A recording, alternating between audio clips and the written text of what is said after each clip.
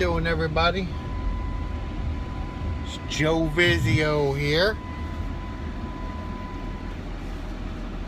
Kind of taking a bit of a sabbatical from doing videos, but I think today I'll jump right in and do something. Wanted to address a couple things, and want to do a continuation off of something. The King of Summer Bay video kind of describe a little bit of what it was like when I was working for my father. So it was a pretty long video. I didn't get to cover a lot of the things that I wanted to cover. So, I figure I'll do it in little pieces here or there. And that's kind of what this would be about. I want to say, I've been watching other people's videos. And I've seen a couple times where people want to mention, and this is for the parental side of this, when you want to mention one of your parents, sometimes you might feel uncomfortable using the words mom or dad or mother and father. And I understand, I kind of have that kind of hang up myself. More so with my father. My mother is actually gotten herself to the point to where I more laugh at her feeble attempts. I guess there's some particular times where she might do something that'll get on my nerves more than others, but her narkiness, most of the time I laugh at her and just kind of shove it back into her face. So it's more my father that I sometimes gotta pause for a half a second before I say that. But that's pretty much on here. Usually if I must mention anything about him, I refer to him as himself. Just that word right there, himself, those two words. And just to give an example, if I'm telling my mom something, I remember this one time that himself did this, and she knows right what I'm talking about. And I call him that just out of the sheer selfishness that he is, that makes him up. And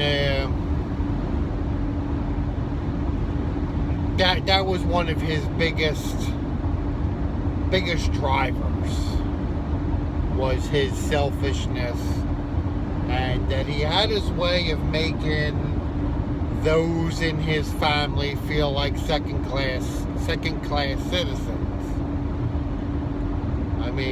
You almost had to feel bad sitting down to eat dinner, because that wasn't your food you were eating. And my father always kind of had a way of doing that. So, as I tell this story, this is going to kind of play a big part in it. Just give you another example here real quick. And this is a true to life example. When went up to Jacksonville to, quote unquote, rescue my mother from her husband. And I use that term loosely because I think I was more rescuing him from my mother. But I'll get into that in a little bit. When I went up there to get her, and and I was telling my father that, I have her room set up, and I'm going to help her get a job over here and this and that. And,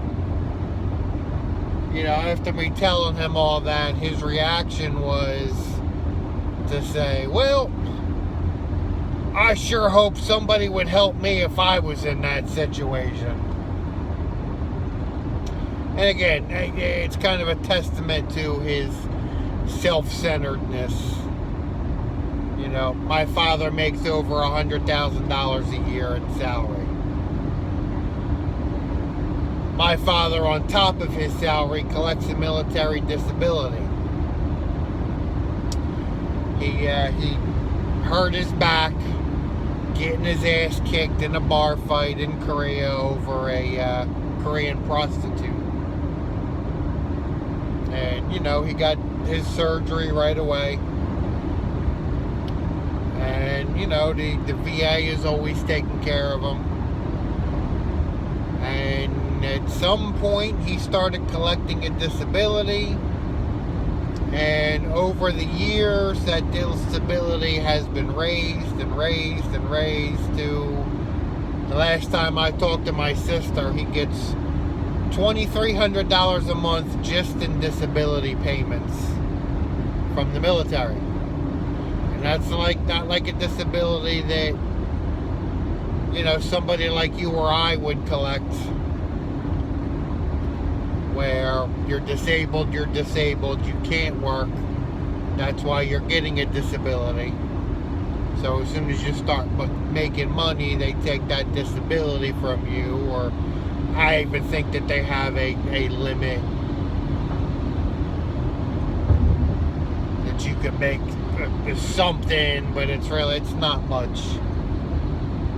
Military disability is different, and granted, there's a lot of people out there, a lot of veterans that really earned and deserve that disability.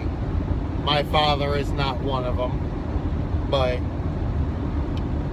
just for the sake of the story, not only did he make over $100,000 on his job, but they collected a $2,300 a month disability, which, even doing the numbers on that, if you make $10 an hour and 40 hours a week, that's nowhere near $2,300 a month. So just to kind of put it in that perspective for you.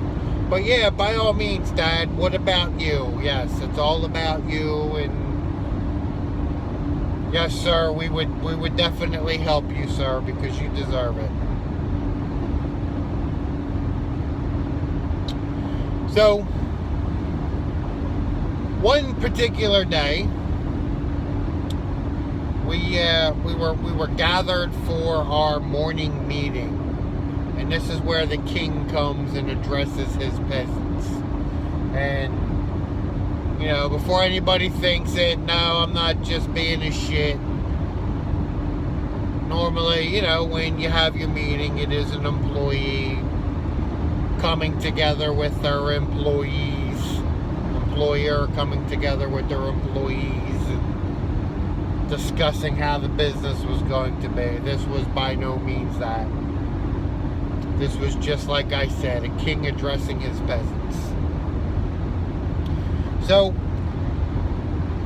the king had decided that we had this space that was above the maintenance office, mechanic workshop, warehouse. It was used for file storage and a closet, things like that. The king decided that he needed a bigger throne room. So we were put into action to renovate that whole upstairs loft area that I just described. So, I actually got to take part in this renovation. There was a guy that worked there that was a master carpenter. And, you know, he liked me. He liked working with me. I think he could see what I was going through. So whenever he had a project that he was working on, if he could do it, he would always request me to be a helper. I learned a lot from him. So, long story short, I got to help him out with this renovation. And, you know, as we were in the process of doing this renovation, you know, that upstairs area wasn't quite finished yet. And we were having our morning meeting, and the king had not yet arrived to the meeting. So, you know, I mean, I was kind of doing my normal thing, just kind of cutting up and smart-assing around. And I started saying something about this loft area.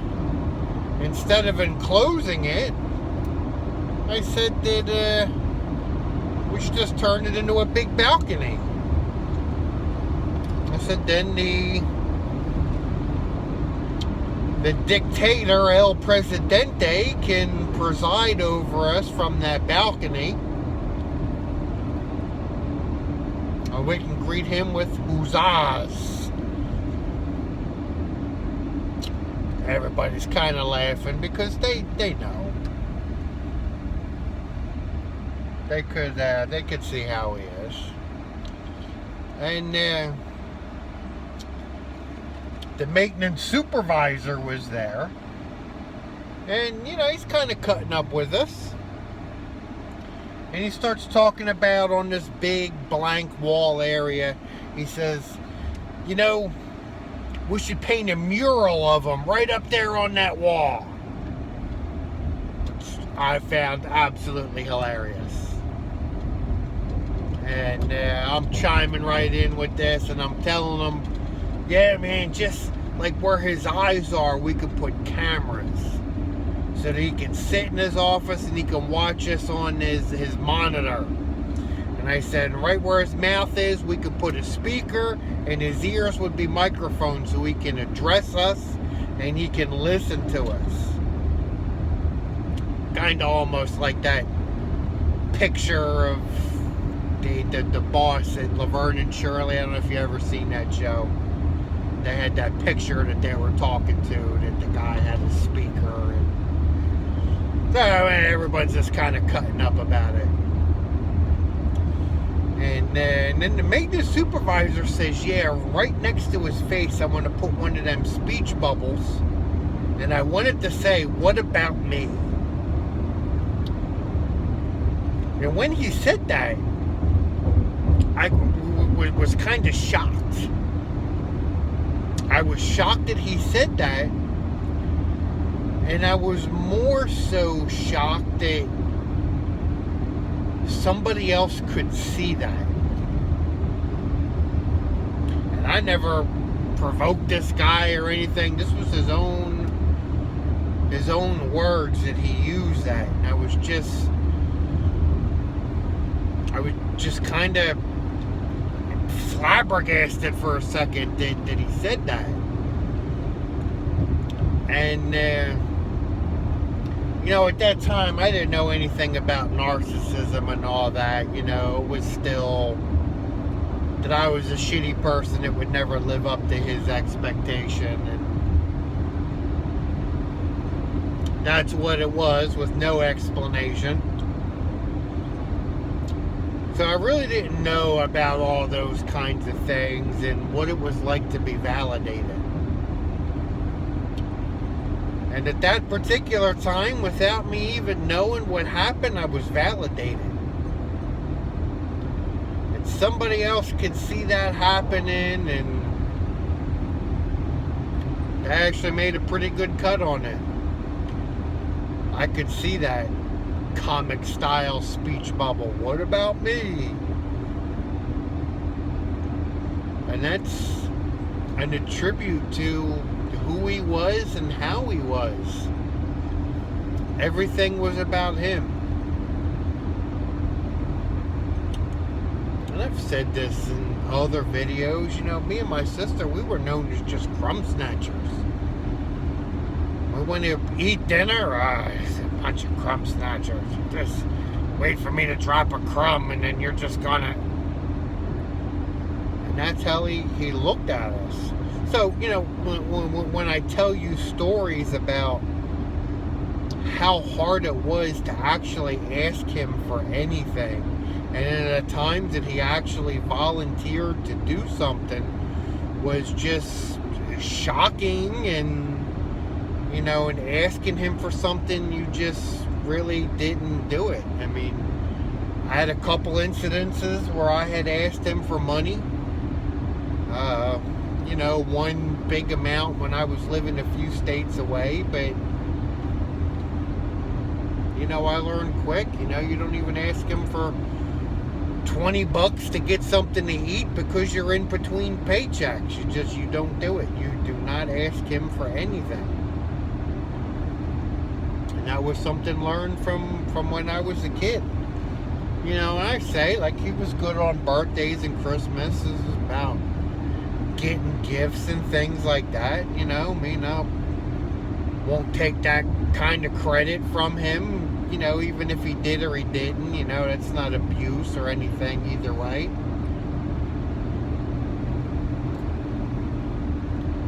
But if it wasn't your birthday and Christmas, you ain't getting shit. I don't care what it is, how much you need it, you're not getting nothing. You're getting nothing.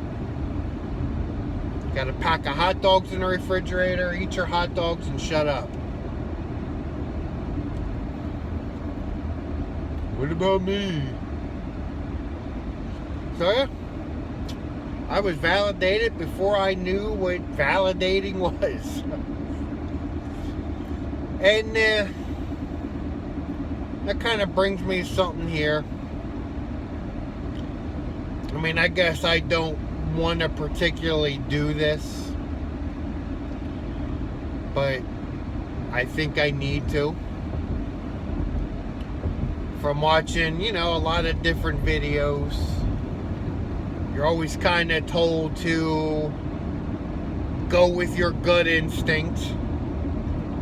And, we grew up knowing that our gut is always wrong along with the rest of us. But I'm going to go with my gut instinct on this, and I'm going to say this. And don't take me wrong. And I know Ollie did a video about this, probably about a month ago. And I just figured I would put my warning out about this too. That I do have a sneaky suspicion that both my father and my sister know about this channel. I think maybe my mother said something to my sister about it. And not that they would really give a rat's ass about anything that I say or do or anything like that. If they did watch one of my videos, it would more or less be on a comical relief stance for them. They would pretty much just sit around and make fun of me and tell me how, well, at least tell themselves how pathetic I am, crying to strangers on the internet, and all that kinds of stuff. I mean, you guys know what it would be. So I don't really see them just like looking at my videos and watching it and having stuff that I say just burn their ass. They don't give a shit. That's one of the big things where I'm different from a lot of people. To have one of these narcissistic channels or even tell their story in any way. My narcissist is not trying to suck me back in. There's no Hoover. They don't care. They don't care if I'm alive or I'm dead. That's just the way it is. That's kind of how my family really is. Everyone is a whole. My grandmother, my aunts, everybody, my mother, they don't give a rat's ass about anything. And as a matter of fact, it's like a badge of courage to wear, to be able to say that I give a less of a shit than you do. That's kind of like, I'm getting your goat. So that's a big thing that was in my birth family. So I don't give a shit about that. But I do want to put this warning out, Pops, in case you do watch this, that you can make as much fun of me as you want. You've done it my whole life, so I guess I'll play that game with you, that I give less of a rat's ass than what you give. Alright, I'll bite. You want to leave a comment, you go right ahead. I don't give a shit. But do not mess with any of these people that come onto this channel.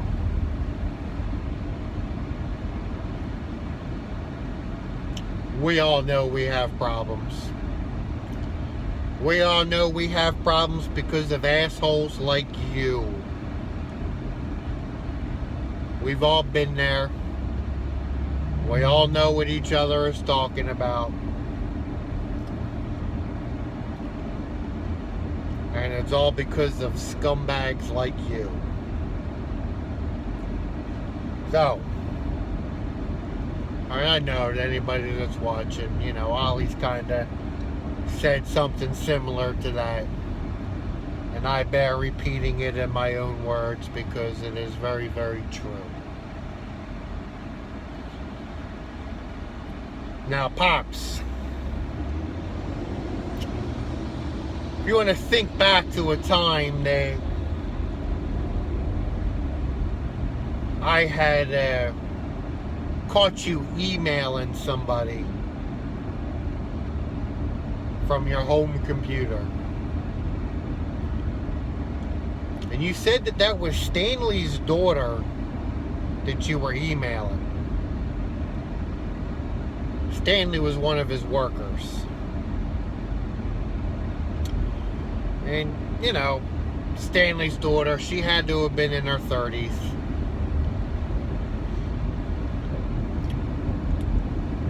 And what he told me, what you told me, Pops, was that you love your wife, but you just need a piece of strange every now and then. I know you remember that. Well, one particular day I just kind of needed to get your address for something. And when I Googled your name, it's funny that one of the people that was associated with you that came up was a woman named Dana Frankovich.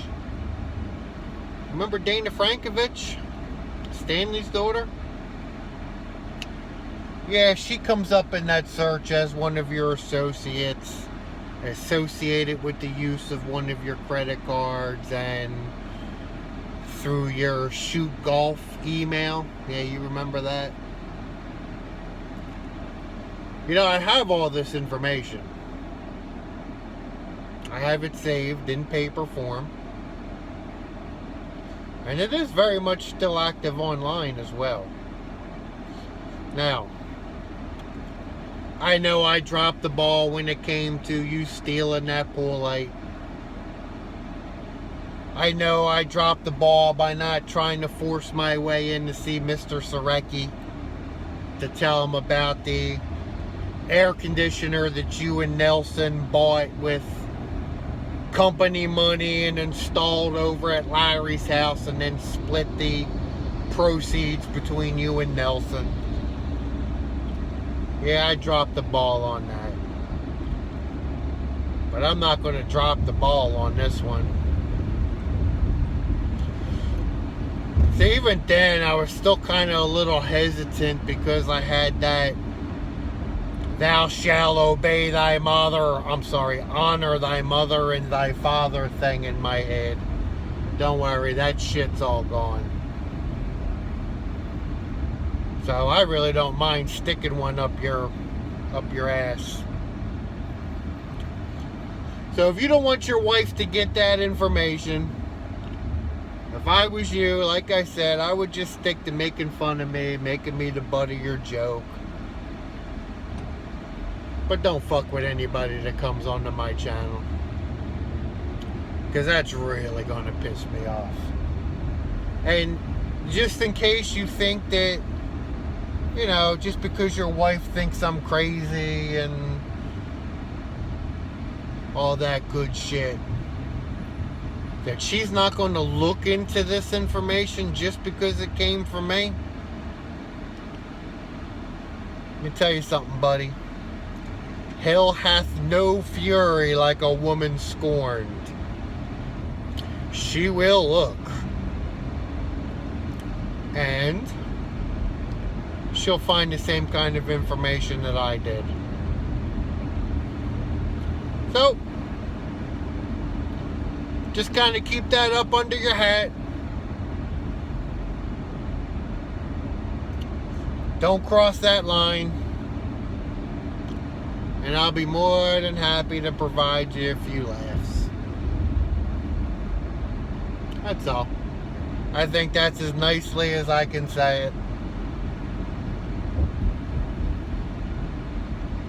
So,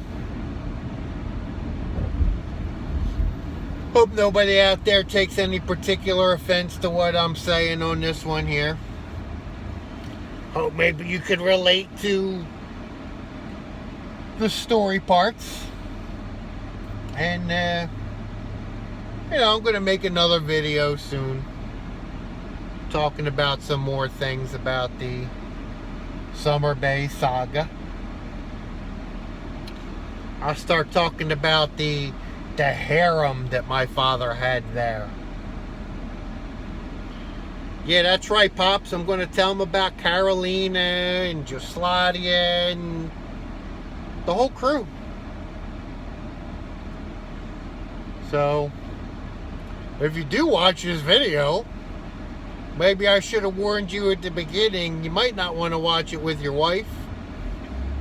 Or my next video, you might want to skip over that one. We'll see. So to everybody out there, I do thank you very much. And I'm sure you'll be seeing me a little bit more. And just to say, with everyone that is doing videos, I appreciate what you're doing, because that is very, very comforting to me to be able to hear everybody's story and relate with you. And again, I hope you understand my reasoning for making this particular video. So, thanks a lot, guys.